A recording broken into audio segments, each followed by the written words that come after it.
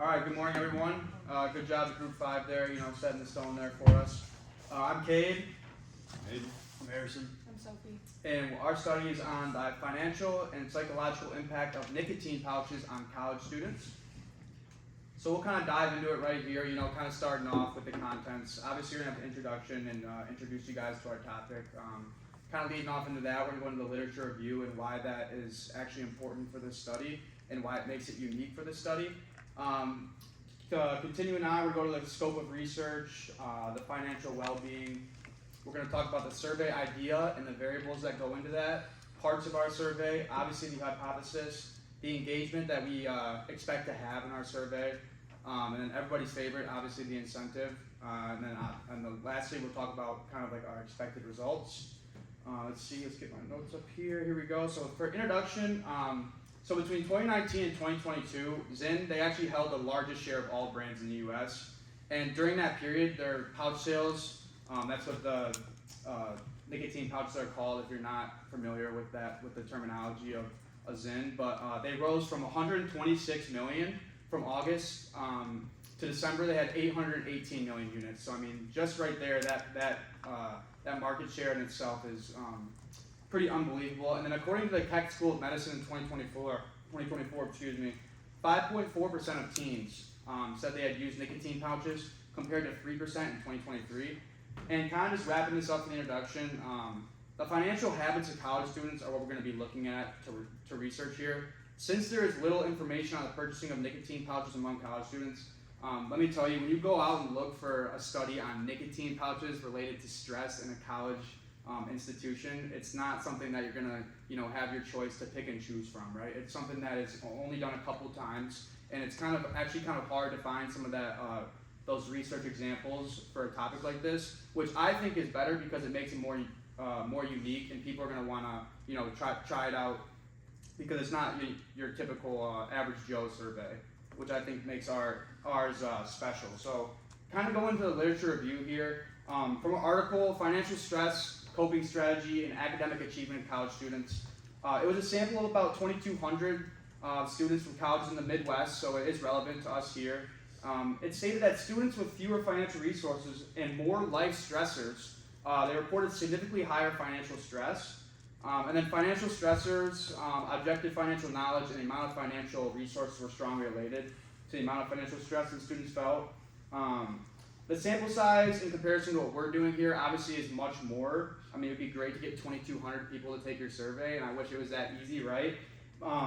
But this is nice because it's a good guideline for backing up our study and having physical evidence, right? We wanted to take something out of the real world, something that's already happened, and be able to apply it to our own study, something that we can have a little dirt to dig up if it comes down to it. And then another study, a 2021 study actually, in the Addictive Behaviors Reports, it found that students with higher stress scores were significantly more likely to use nicotine pouches. And kind of like I said, how this survey is unique. This is actually one of the few surveys we found that correlated nicotine with stress levels directly. So it is kind of outdated being 2021. It's kind of weird saying that 2021 is outdated. Like, that is so weird. But 4 years ago, obviously 5 years ago, Zyn has doubled, if not tripled in size. So I think as our generation, we have seen that the most, right? I mean, your friends, your family, people around you, you are constantly seeing that brand, whether you use it or not. It's always in your life. And then finally, it says that, those who use the nicotine to quote unquote relax, they have higher cortisol levels and poorer coping mechanisms and long-term effects. So I will be done talking now and hand it off over here. So the scope of our research, so our survey strategy, we're going to be putting up a poster in Jamrich Hall, essentially like if you've ever seen a science fair, those big white science posters. So we're going to set up that in Jamrich, and then we're going to have a QR code on that poster. Our target demographic are NMU college students. Anybody that goes through Jamrich, doesn't matter, users, non-users of nicotine products. We ultimately want non-users of nicotine products to participate in our survey, so we have data to compare our users to. Minimum required survey size is 200. Ideally, we want 300, but we'd be happy to get 200. And the objective is to find any correlation between financial stress and nicotine use, along with any other correlations we find. That's what I like about our project is ultimately we're trying to find out if there's a correlation between financial stress and nicotine consumption, but we could also find other interesting things like do more men than women use nicotine products?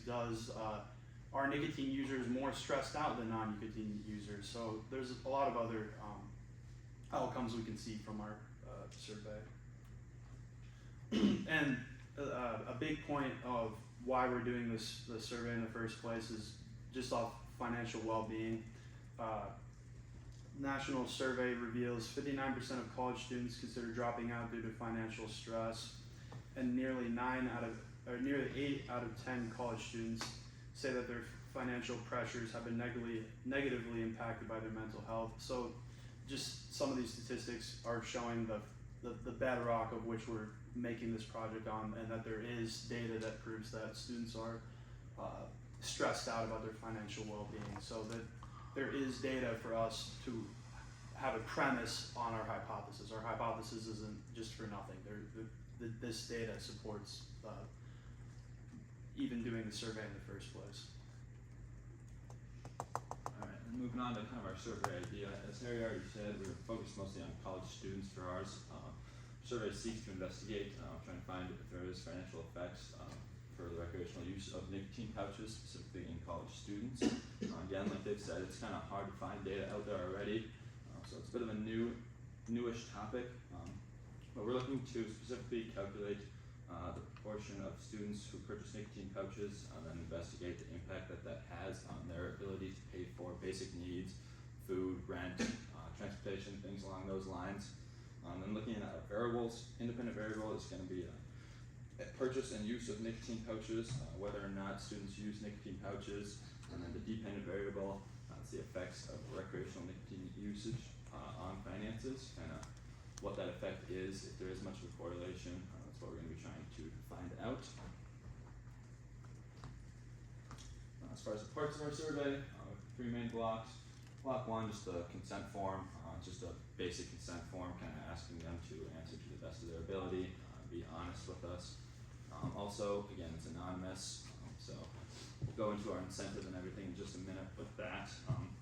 So there will be some part of it that's not anonymous if you want to be entered into that. However, for the majority of it, it will be anonymous. It takes roughly 10 minutes. We will tell everybody that. We'll have our block 2 is just kind of our main bulk questions, asking general questions as well as more specific questions such as related to nicotine use, how much spending, things along those lines that students may have or may use, whether they use pouches or not. We will be looking for both users and non-users, and then going into the end, it's just going to be a thank you afterwards for taking the survey. Again, we'll talk about it, like I said, there will be an incentive for taking said survey as well. Hypothesis, how much spending on nicotine pouches affect college students' ability to afford essential expenses? As I kind of said, we're just looking at basically trying to find if there's a correlation between the impact of spending on nicotine pouches and how that relates to buying basic needs, food, rent, things like that. Textbooks, all that stuff. Nicotine pouches, they're becoming more and more popular, kind of like Kate said, among young adults, teens, college-age students as well. College-age students already kind of have limited budgets as it is, so adding something along those lines, especially once you start going into like a dependency or something like that, where you have to keep buying them just to kind of try to feel normal or reduce your stress is what they think. So we're going to try and find out any results about that we can, then on to engagement. Okay, so we're looking to engage like full-time students at NMU, and specifically between the ages of 18 and 24. And then our plan of engagement is the QR codes on flyers around like the main floor of Jamrich, the really high foot traffic areas. And then if we're unable to get enough samples from there, we're going to post on our own personal social medias, and then possibly emailing like snowball effects, sending the survey to students, and then having them then send the survey to other students. Okay, our incentive, we actually do have one at the end of the survey. We're offering users a tin of Zins if they would like to enter their email at the end of the survey, or if you are a non-nicotine user, we will offer caffeine pouches as well. It's completely optional, and it's just like a little option at the end of the survey. You can just enter your email in and see if you win. You have to be 21 though. Yes. Okay, our expected results. We expect to find a correlation effect between financial well-being and spending on nicotine pouches. And we just really want to have a better understanding of how the typical nicotine pouch users use their spending. Because again, stress and not being able to afford essentials, but still depending on nicotine pouches to have good stress levels. Just really want to compare the two. And that's it. Thank you.